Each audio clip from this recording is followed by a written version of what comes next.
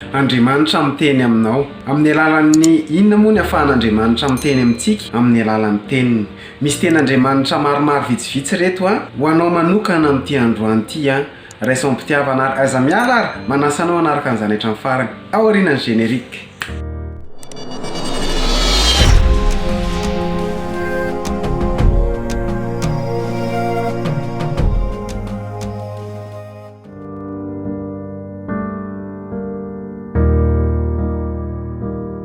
Faly miarabantsika rehetra tompoko tonga soa anatin'ity vidéo ity Andriamanitra miteny aminao. Aza matahotra ianao fa momba anao aiza merikerika foana fa izaho no Andriamanitrao. Mampahery anao sady mamonjy anao. Eny ny tantana anao amin'ny tanakavana amin'ny fahamarinako Isaia 1:7-10. Tsy atahotra ny ororo noho ny alina na ny zana-tsipika nanidina noho ny andro.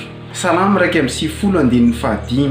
Na ny aretina mandeha maizina na ny fandringanana mandripaka amin'ny tatao vovonana dia tsisy loza anjoanao na aretina nakaiky ny lainao fa izy andidiny anjeliny aminao mba hiaro anao eny amin'izay rehetra alehanao. Eny an-tanany mitondran'ireo anao fandrao tafitonana amin'ny vato ny tongotrao. Fa izao mahalala ny hevitra heverana anareo ho Jehovah dia hevitra tonga fiadanana fa tsy loza mba hanome anareo fanantenanany amin'ny farany. Matoki fa miaraka aminao Andriamanitra. Raha nafinaritra anao ny vidéo dia aiza misalasala, mi-like, mi-commenter, mi-partager.